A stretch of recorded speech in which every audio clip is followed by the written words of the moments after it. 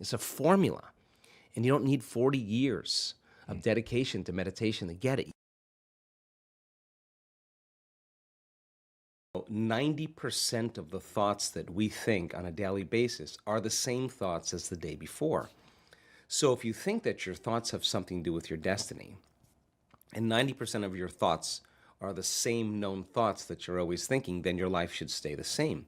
Because the same thoughts lead to the same choices. The same choices lead to the same behaviors.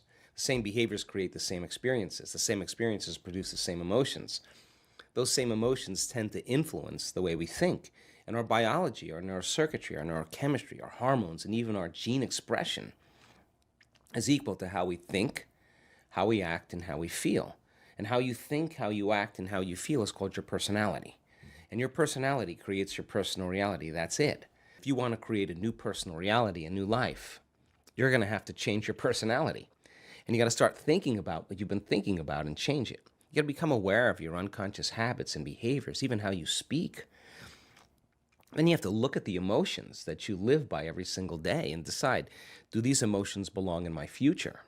So many people try to create a new life as the same person. Right. In order to create a new personal reality, you got to change your personality. So the principle in neuroscience says that nerve cells that fire together wire together.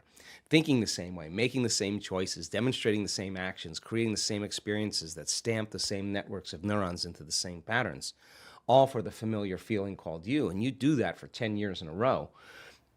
Well, you're going to hardwire your brain into a very finite signature because you're firing and wiring that way. And that box in the brain, that becomes our personality, becomes our identity. And by the time we're 35 years old, for the most part, we've done something so many times that the body now knows how to do it as well as the mind, and that's a habit.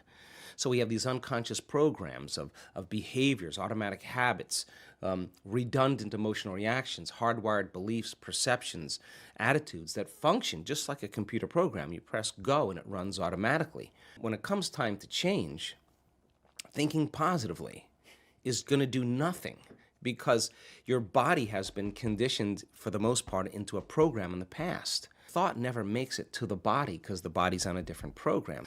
How do we begin to influence the body so that the thought actually produces some type of change? Think about it. If you think an unhappy thought, you're going to feel unhappy. Yeah. If you think you're a failure, you're going to feel like a failure. Once you feel like a failure, you're going to think you're a failure. And people get caught in these loops of thinking and feeling and feeling and thinking, and that redundancy is a conditioning process because all you need is an image or a picture or a thought and a feeling, a response, stimulus response. And so the people tend to condition their brain and body into the past. When it comes time to change, you got to leave that familiar territory. And any choice that you make, if you said, hey, I'm going to eat a better diet, I'm going to wake up early and work out, I'm going to do meditation, the moment you decide to do something differently, get ready because it's going to feel uncomfortable. It's going to feel unfamiliar. There's going to be some uncertainty. You're not going to be able to predict the next moment. That means you've left your known biology and you're stepping into the unknown. Theoretically, that sounds great, but if the body has been conditioned into a familiar feeling that's in the known, the moment you take it outside the familiarity, it wants to go back to where it's comfortable. So the body starts influencing the mind, and this is where people say, why don't you start your diet tomorrow? Oh, why don't you start working out this evening? You're really never going to change. You're too tired. You have a headache. This doesn't feel right.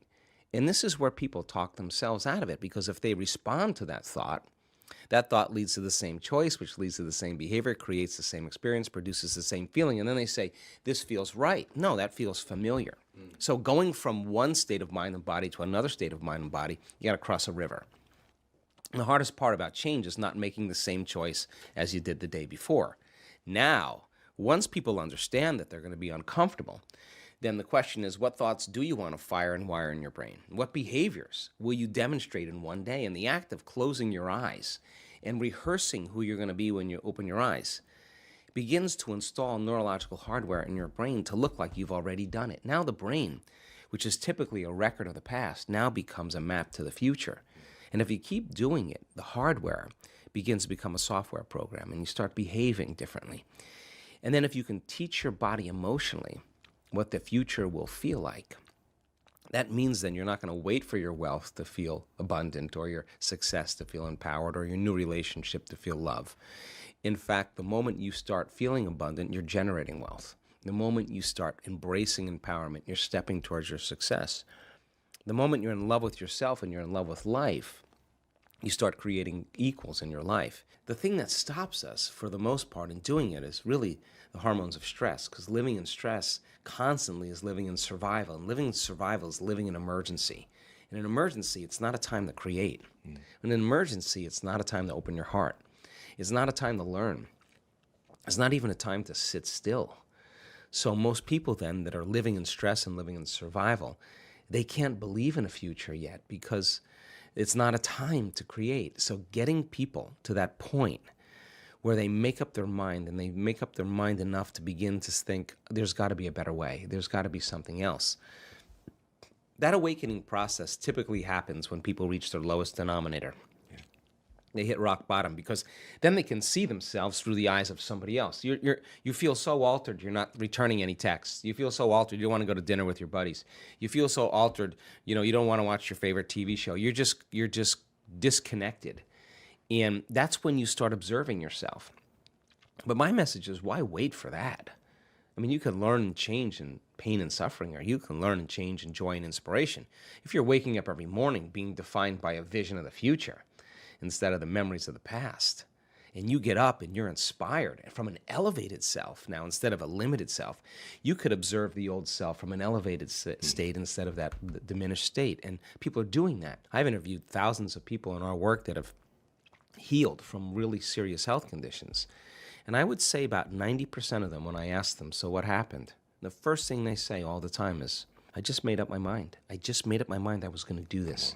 Yeah. And they made a decision with such firm intention that the amplitude of that decision carried a level of energy that was greater than the hardwired programs in their brain and the emotional conditioning in their body.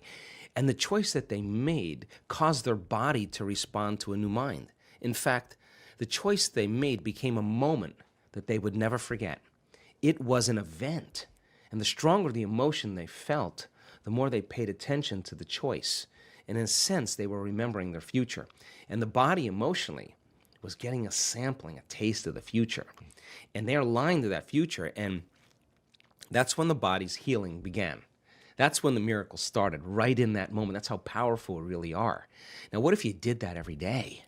What if you made up your mind every single day you weren't going to get up from your meditation until you were that person you wanted to be? Game on now. Because you'd have to do battle with all the things that are not consistent with it. And that's exactly how our brain works. So then, if you want to be wealthy, you can't feel lack. You want to be a master, you can't judge your coworker. You want to be like somebody great in history, then you better execute peace in every area of your life. That's the law. People that are really sick, really, really sick, that are healing, they'll tell you that when they go to the doctor and the doctor said, where's the stage 4 cancer? They'll tell the doctor it's in the old person. I'm somebody else. Well, how'd you do it? Well, I downregulated the genes for disease by overcoming these emotions and these behaviors and thoughts, and I upregulated the genes for health.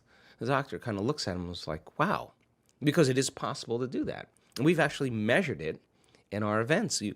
We know that in 4 days, you can really change your gene expression. We're not doomed by our genes.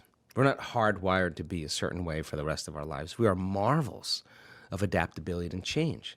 So then what does it mean to change? Change means then to be greater than your body, greater than the body that has been conditioned emotionally to be the mind, greater than the body habituated into a predictable future, to be greater than the environment, to be greater than the conditions in your life. And if you're not being defined by a vision of the future, and you wake up every morning when you see the same people and you go to the same places and you do the exact same thing at the exact same time, now your personality is no longer creating your personal reality. Your personal reality is creating your personality because every person, every object, every thing, every place is mapped neurologically in your brain.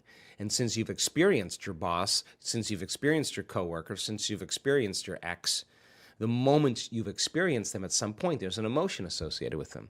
So then all of a sudden, people wake up and they're not aware of this, but their environment is influencing the way they think and the way they feel. So when things are going good, they feel good. When things are bad, they feel bad, which means they're victims to their environment. Why are you unhappy? Well, this person made me unhappy, which means unconsciously that person is actually controlling the way I feel and the way I think. Now I'm a victim to that circumstance. So to change then is to be greater than that environment. So then you would have to reprogram the way you'd think and the way you'd feel to no longer return back to the same state of being. It's a formula. And you don't need 40 years of dedication to meditation to get it. You just got to understand the formula. And like playing ping pong or hitting a golf ball or dancing the salsa, you're going to figure it out sooner or later. And it's going to get easier and it's going to get fun. I assert that if you're not in the present moment, you're running a program. Paying attention is being present. And it's a skill just like anything else. The more you practice it, the better you get at it. And you know when someone's present with you in your life because they're paying attention to you. And you know when they're not present with you because they're not paying attention to you. Where you place your attention is where you place your energy. So if you have all of your attention in the present moment, you're conserving a lot of energy to create with. If I'm talking to you and you're thinking about where you're going to go for lunch and who you're going to go with and how you're going to get there, and I'm talking to you, you left the present moment and your attention went to some future. And your energy will go down and you won't be able to comprehend what I said. If you start thinking about what you should have said at the staff meeting 3 days ago, and I'm talking to you and your mind is back in the past, you're siphoning energy out of the present moment into the past.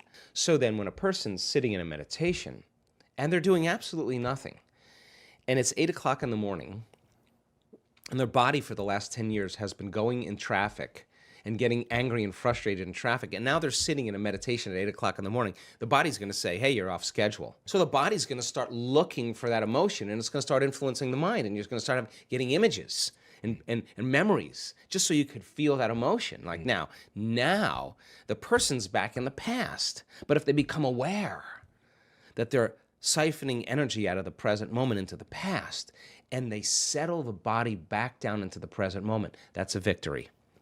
And those victories add up. And you're telling the body in that moment that it's no longer the mind, that you're the mind. And that's a victory. And then people get frustrated and they say, I can't meditate. Oh, really? Well, actually, you're doing it right. That's actually what meditation, you're doing exactly what you're supposed to be doing.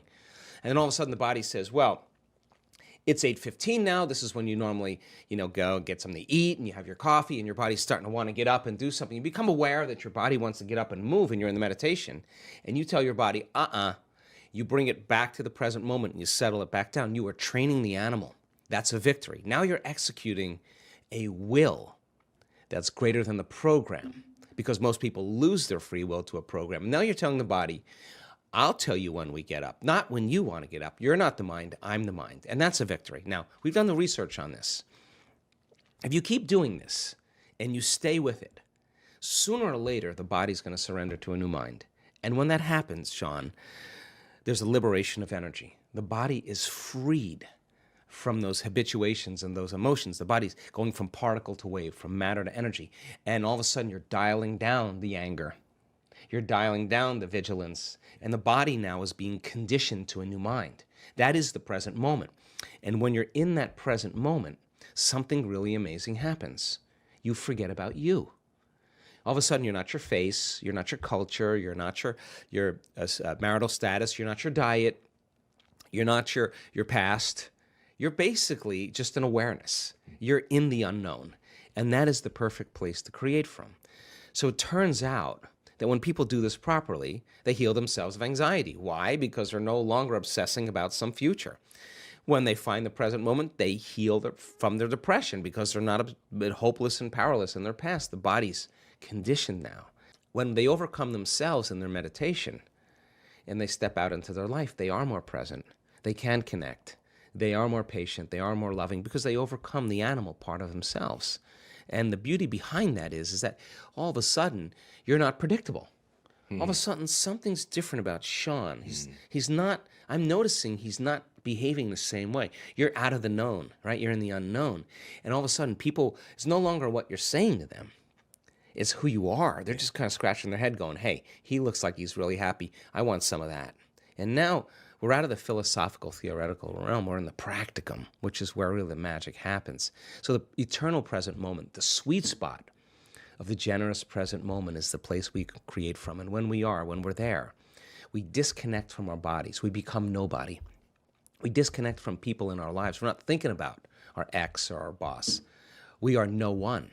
We're not thinking about our cell phone or computer. We are no thing. We are not thinking about where we live, where we work, where we sleep.